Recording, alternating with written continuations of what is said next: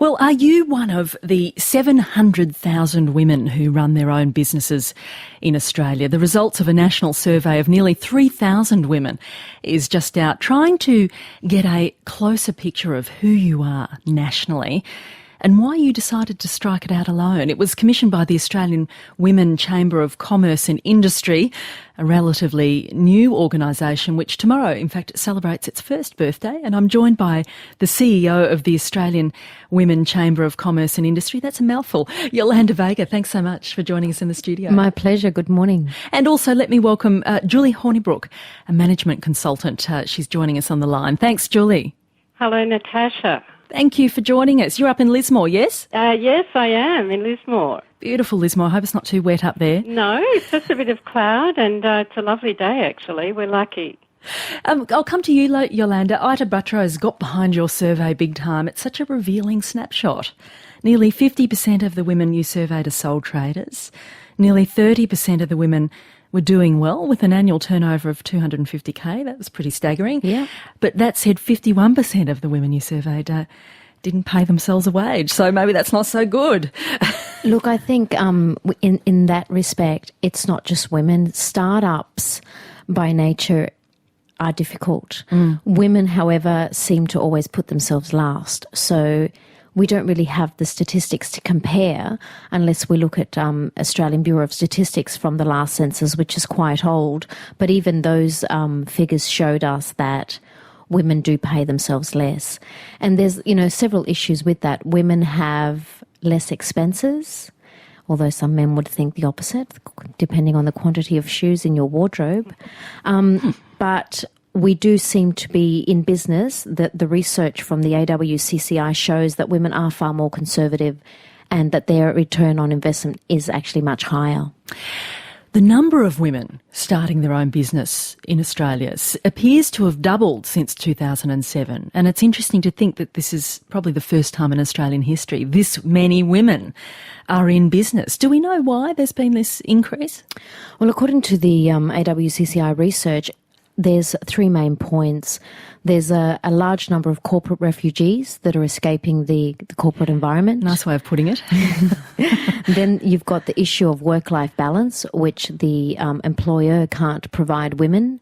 And then you've also got technology, the fact that you've got the possibility of accessing a national, international and local market with very little cost. If you start up your own webpage, you can literally sell a service or a product. And you can work from anywhere. Exactly. Beach, home, cafe. It's really changed the lay of the land, hasn't it? Yes. The survey suggests a majority have moved into business after a career in middle or upper management. I think this surprised me, but I guess it also makes sense. Women, waiting until they have a modicum of experience and confidence and perhaps a little bit of money behind them to break out. I think you're absolutely right, Natasha, and that's probably why maybe they don't pay themselves a wage, because they actually have the funds to support them whilst they're doing a startup. So the research shows 78% of women were at a high managerial position. I guess anecdotally I could say that it makes sense, because if you don't have the knowledge, you wouldn't think to go out on your own. Or alternatively, you might be knocking your head against that glass ceiling and just making a decision, look, I'm going to get creative and break out on my own and create my own opportunity rather than looking for it above me. I think you're right. And also, the other one, as opposed to the glass ceiling, is the sticky floor. If you're doing the same job day after day, year after year, you feel you're going nowhere. If you have some creative thought, and that was the other thing that came out of the research, many women, the majority of women, had started up their own businesses from an original idea. Yes, that was very striking. So they really are using this as a vehicle to be creative. Absolutely. But that said, a lot of them are starting with very little money, in fact. $5,000. $5,000. And they do need capital to grow their business, a lot of them at this stage. But $5,000's not much money, so they really are being quite brave. I think they are, and we've seen from microfinancing around the world that women can do a lot with very little. The issue now is that now that they've started their businesses in or around 2007, they now need capital to grow, because it's easy and economically effective to start up a web page and sell a product or a service, but then to get the marketing out there, it's everybody needs to know that you exist, otherwise you're not going to be able to sell. So I think the majority of these women are now at that stage. They want to expand, but they don't have the access. And we know from OECD reports and World Bank reports that women actually do have a higher return on investment, but the majority of women don't have access to capital. Do they experience different problems to their male colleagues? I think it's the attitude, and women, we need to take some responsibility for that, because women by nature are more nurturing, so therefore we don't put our hand up. And there's been some really interesting studies. And maybe not take quite the risks that we might with money. We don't, because we're nurturers. So, the nest has to be the first priority, especially for women that have children. You're not going to go out there and take big risks knowing that you need to buy food and supply your children with an education. So it's interesting to see that women businesses are more successful, but they grow at a slower pace, but they actually do have a higher return on investment. Work-life balance, a great percentage, I think it was 19%, 17% nominated work-life balance as a key motivation. But the reality is when you set up your own business, and that your figures played this out, Saturdays, Sundays, long hours. Absolutely, very long hours, up relentless. To 70. So I guess it's an illusion that, if you go out and start your own business, you're going to have more flexibility, which is true.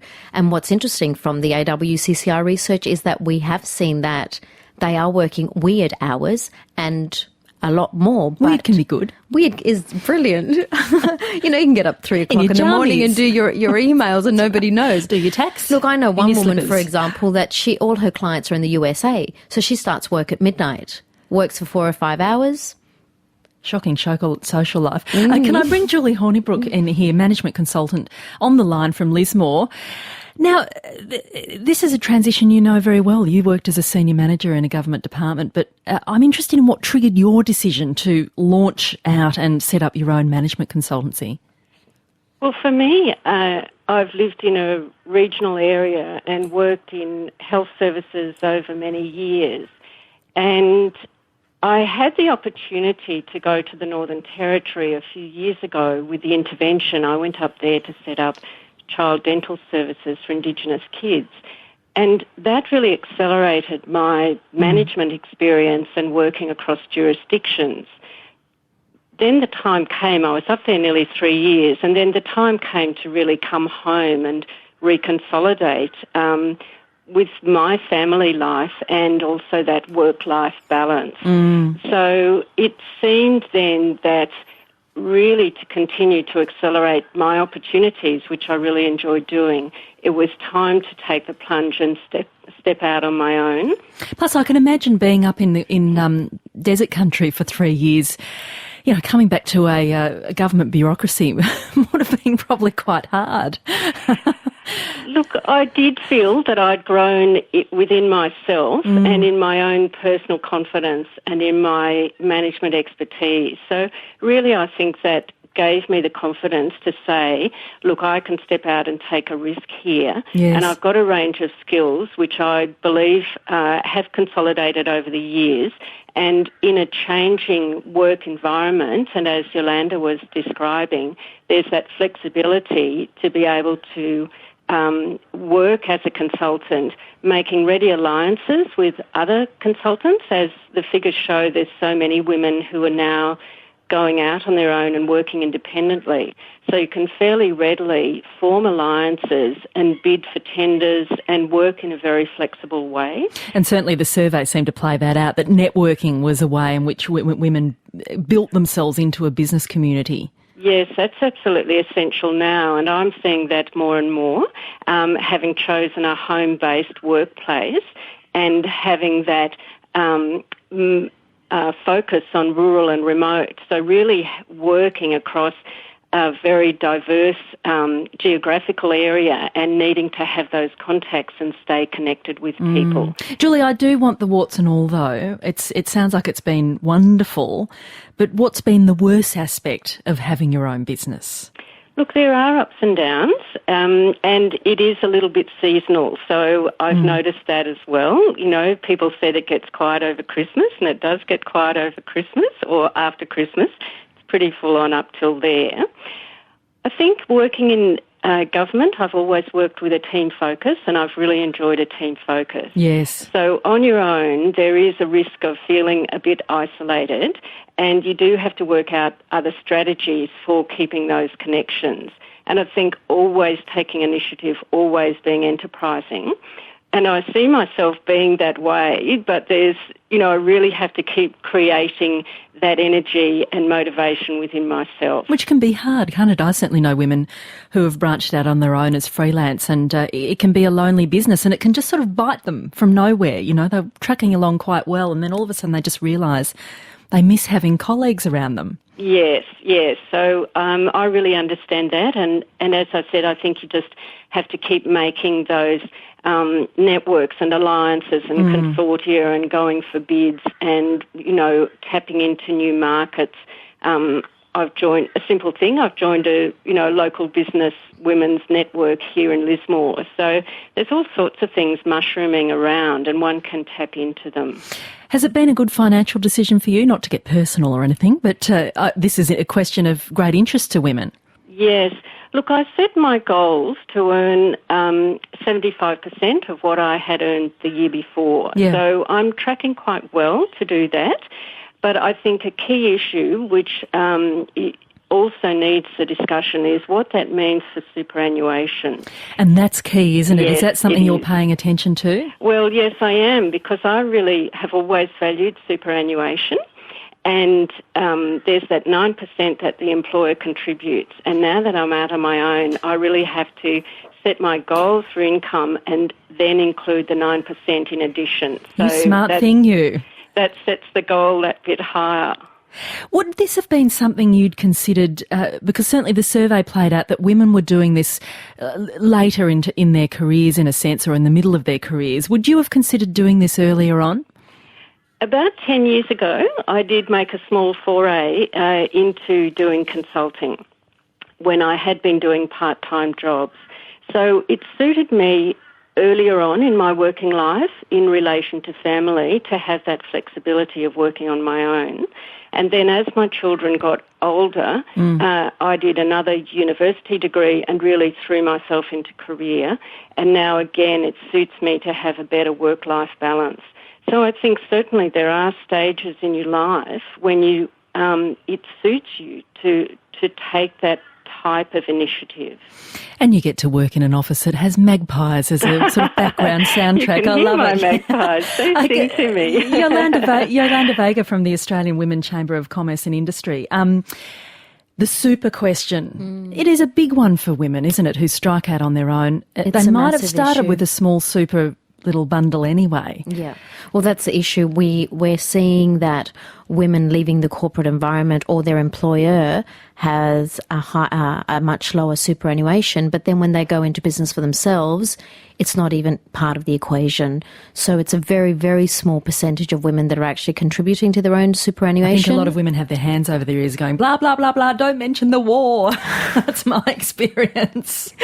But it is an issue that we need to address, because the reality is that we know that majority of businesses stop operating either the first 2, 5 or 10 years, and a very, very low percentage survive after 10 years. I think it's only between 1 and 3%.